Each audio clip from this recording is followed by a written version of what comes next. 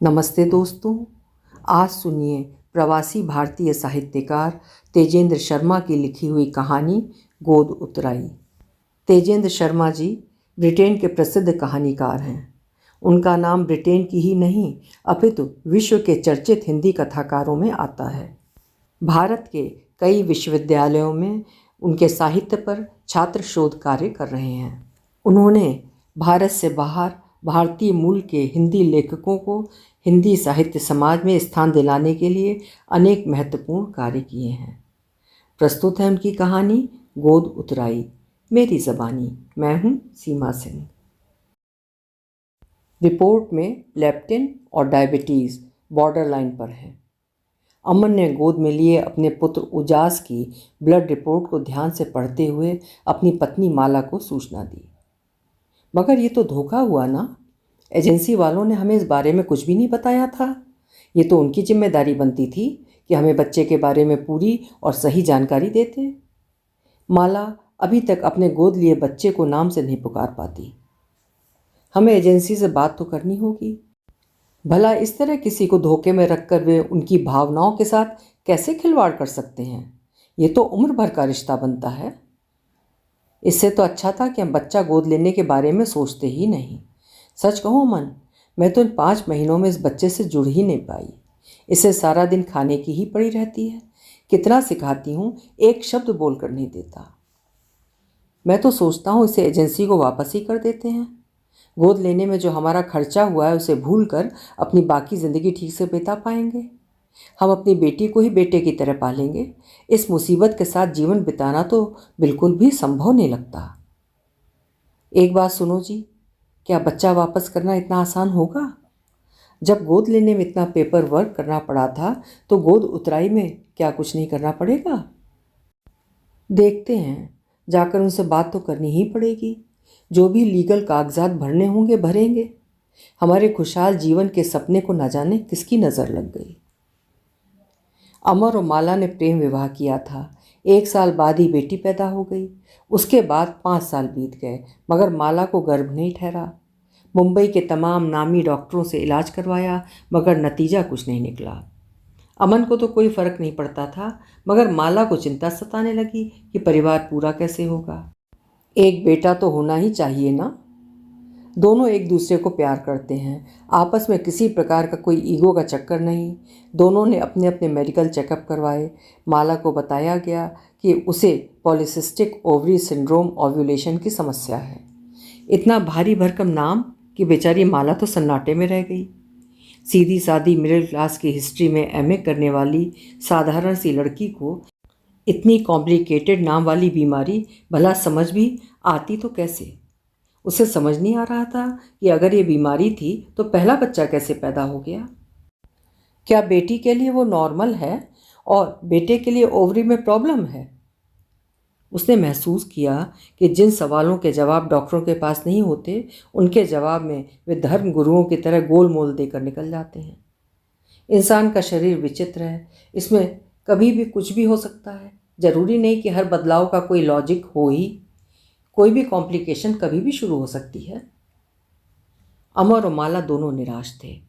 हालांकि अमर तो एक बेटी से संतुष्ट था और प्रसन्न भी, मगर माला की सोच ने उसके मन में भी पुत्र की इच्छा जगा दी थी। उन्हीं दिनों माला की बहन के घर तीसरा पुत्र पैदा हुआ था। दोनों ने मन बनाकर माला की बहन से बात भी की, मगर बात बनी नहीं। दोनों ने इस इनकार को सहज रूप से लिया। माला ने यहाँ तक कह दिया, वैसे तो अमर बहुत अच्छा है कि दीदी और जीजा जी ने मना कर दिया। अगर वे हाँ कर देते तो हमारे घरेलू मामले में उनका अननेसेसरी दखल बढ़ जाता।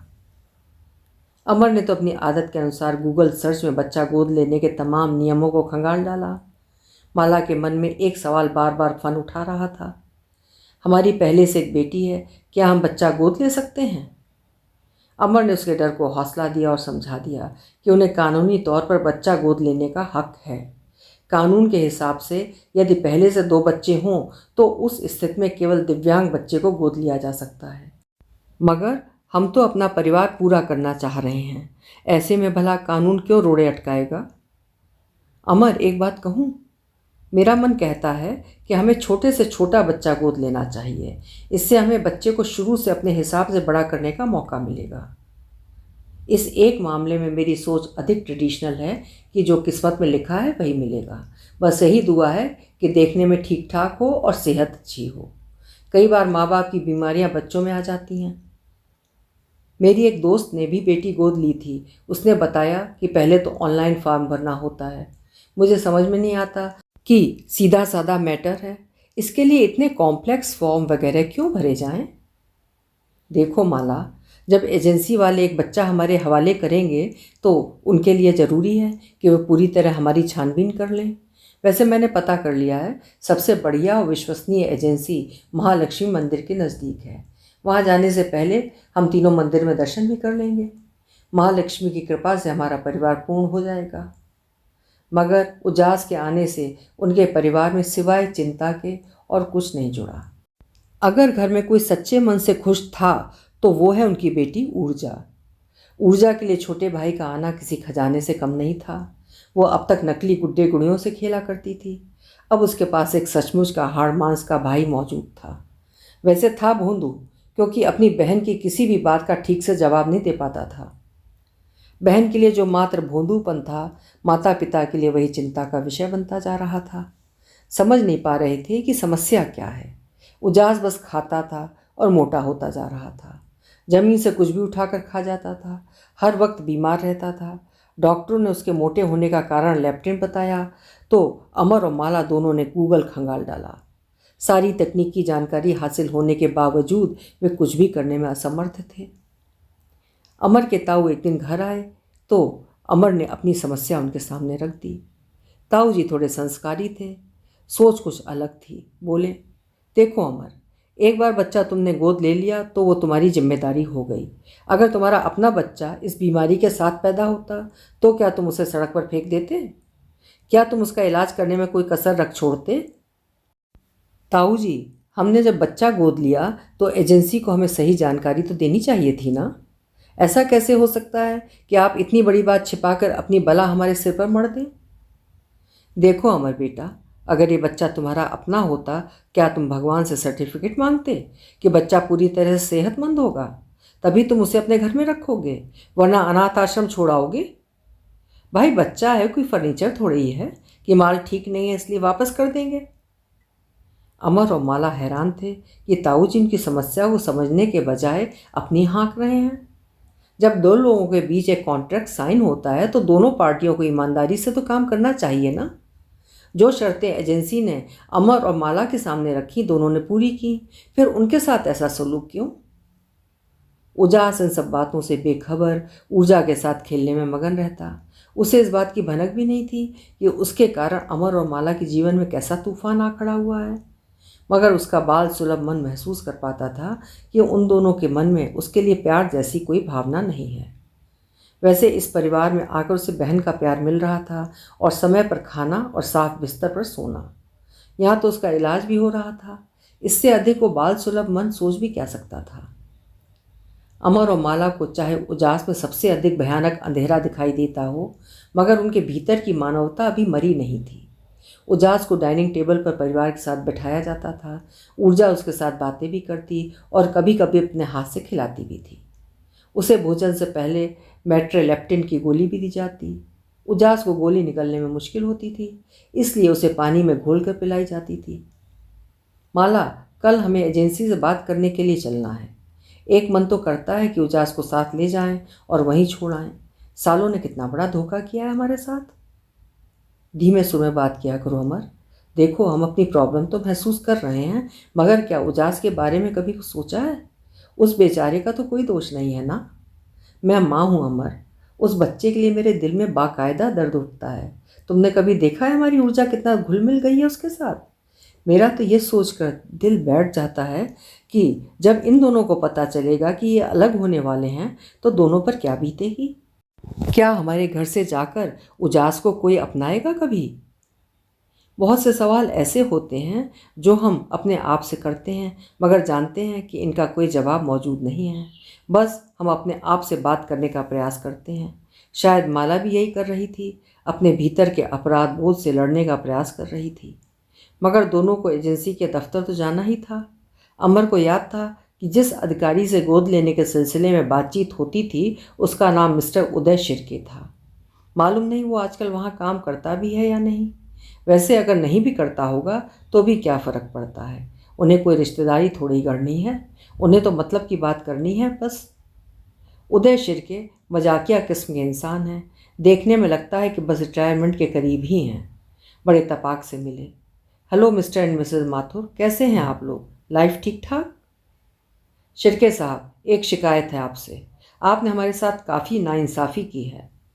अरे माथुर साहब, हमने तो पूरा पेपर वर्क सही ढंग से बनाया, हर शर्त पूरी की और सही हाल में बच्चा आपके हवाले कर दिया। अब इससे बेहतर हमसे क्या उम्मीद की जा सकती है? शिर्के साहब, आपने हमको बताया नहीं कि बच्चा बीमार रहता है। उसकी तीमारदारी करते करते तो हम दोनों बीमार हो गए हैं। माथुर साहब, बच्चे का मेडिकल रिकॉर्ड तो अपडेट किया हुआ था। अगर कोई बीमारी होती तो उसमें लिखा रहता। अब इंसान का शरीर है, कब क्या गड़बड़ हो जाए इसका पता थोड़ी रहता है। आखिर बच्चा है, थोड़ी बहुत ऊंच नीच तो चलती ही रहती है, 2-4 दिन में ठीक हो जाएगा। शिर्के साहब, आप हमारी बात को सीरियसली नहीं ले रहे हैं।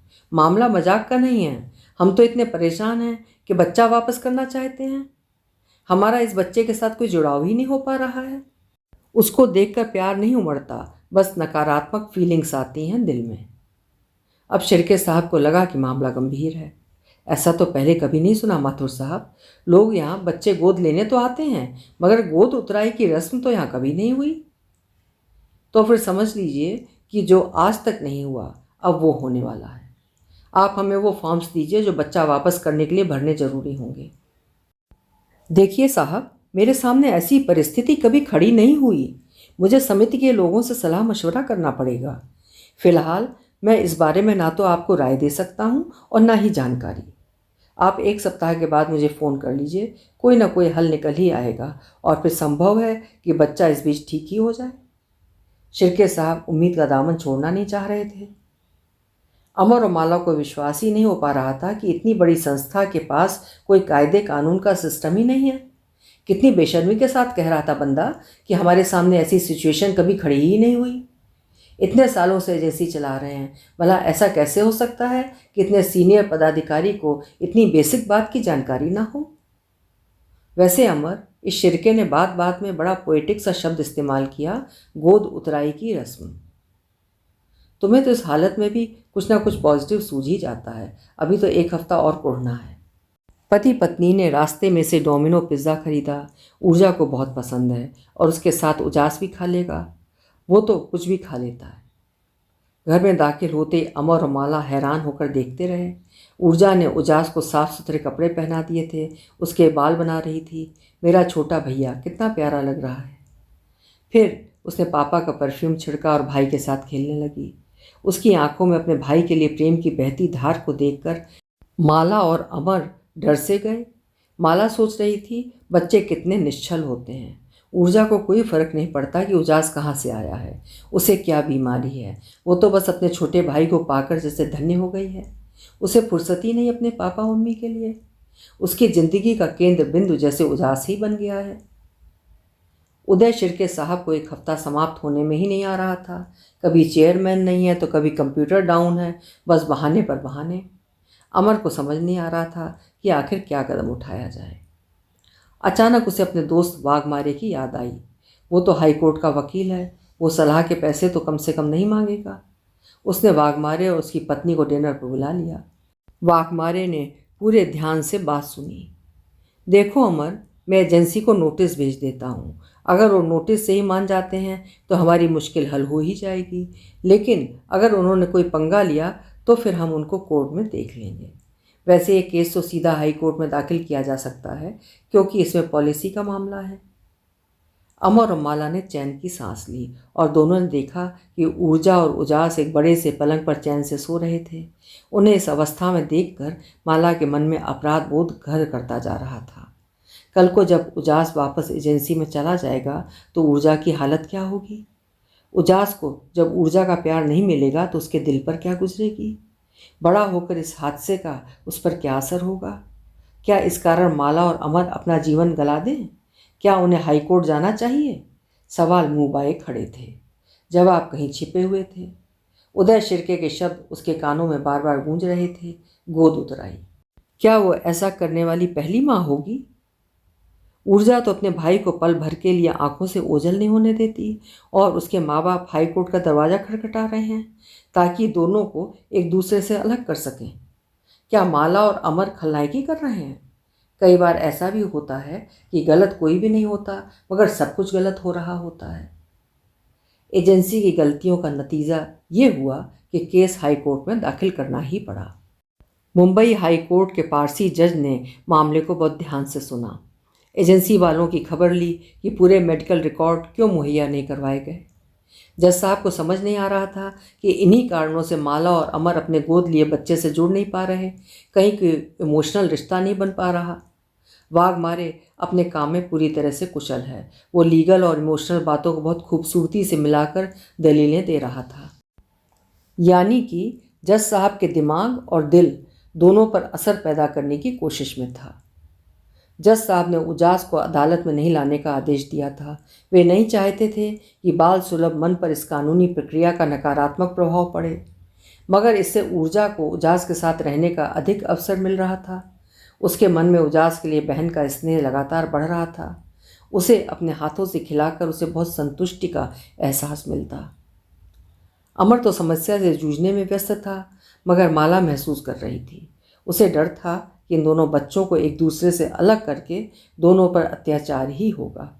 कहीं मन में यह भी था कि वक्त अपने आप हर जख्म पर मरहम रख देता है।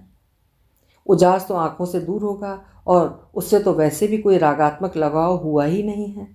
ऊर्जा समय के साथ साथ अन्य कामों में व्यस्त हो जाएगी तो इस दर्द से छुटकारा पा लेगी। वाघमारे को पूरा विश्वास था कि जजमेंट उनके पक्ष में ही आएगा। उसने जज साहब की बॉडी लैंग्वेज ठीक से पढ़ ली थी। जिस तरह वे एजेंसी के वकील की क्लास लगा रहे थे, उससे एक बात साफ थी कि वे एजेंसी के पक्ष में तो हरगिज नहीं हैं। समाचार पत्रों में माथुर परिवार सुर्खियों में था। गोद लिया बच्चा वापस करने का समाचार तमाम लोगों के लिए किसी मसाला फिल्म से कम नहीं था। सब अपनी अपनी हाँक रहे थे।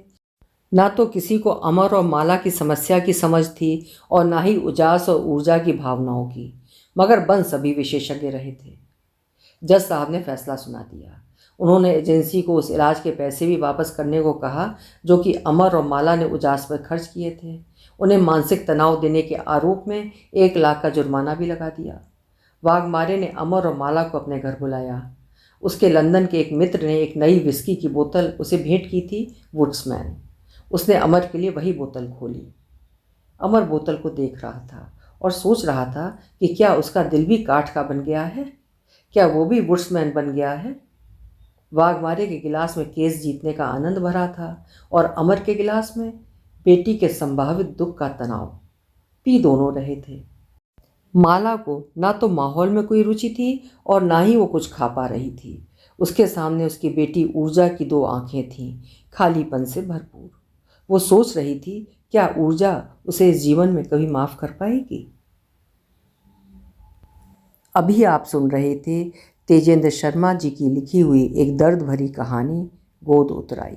मानवीय संवेदनाओं से भरी ये मर्मस्पर्शी कहानी आपको कैसी लगी? अपने विचार कमेंट सेक्शन में ज़रूर लिखिएगा। कल फिर मिलेंगे।